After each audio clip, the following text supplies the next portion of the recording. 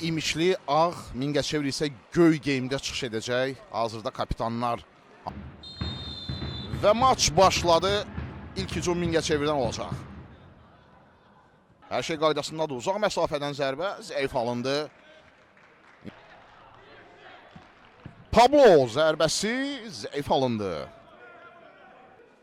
Mingəçevir addım-addım İmişli qapısına yaxınlaşır. Abba Osman'ın zərbəsi top qapının üstündən keçdi. Maçdakı ilk təhlükəli epizoddur bu.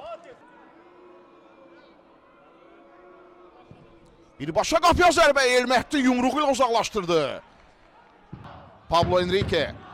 Ötürmə keçdi, qol vəziyyəti. Xəlil zərbə vurmağa imkan tapmadı. Talih asma etdi. Başla zərbə.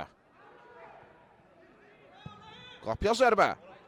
Elçin Qasımovun zərbəsi top qapının üstündən keçdi. Təhlükəli hücum Mingəçevirdən. Rəhim topu itirdi. Nahid sürət yığır. Təhlükəli ola bilər. Nahid cərmə meydançasında da. Nahid ötürmə. Top qapıdadır. Gol! Mingəçevir fərqləndi. İmişlidə hesab açıldı. Avtogol qeydə alınır.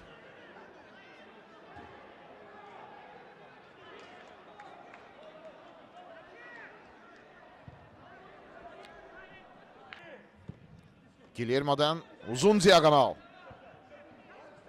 İdris İnqilablı. İdris'in qapıya zərbəsi. İşarə verildi. Guillermo Silva. Silvan zərbəsi yaxın küncə Elməhdi Məmmədovdan super qurtarış. Pablo Enrique. Ötürmə. Qapıya zərbə İdris İnqilablı. Müdafiədən qayıtdı. Rəhim Osman. Zərbəsi çərçivəyə düşmədi Rəhim Osman'ın. Elçin. Elçinin zərbəsi. Elməhdindən inanılmaz sev, daha sonra İdris. İmişli tələsir Rəhim Osman. Növbəti sarı vərəqə. Qırmızı vərəqə. Guillermo Silva'ya qırmızı vərəqə göstərdi. Dilsə ilə rəqibə zərbə indirdiyinə görə. Maçın baş hakimi İslam Məmmədov Guillermo Silva'nı meydandan qovur. 10 nəfərlə qaldı İmişli. Hesabda geridə olan İmişlinin vəziyyəti bir qədər də mürəkkəbləşir və indi də Rəhim Osman'a etirazlara görə sarı vərəqə. Qırmızı vərəqə, birbaşa qırmızı vərəqə Rəhim Osman'a. İmişli 9 nəfərlə qalır.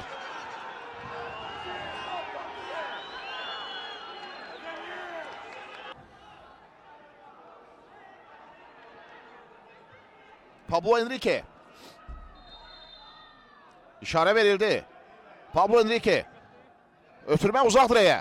Oluba Sentimilehin topa toxuna bilmədi.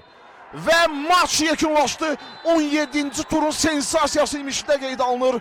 Mingəçevir səfərdə İmişlini 1-0 hesabla məğlub etdi.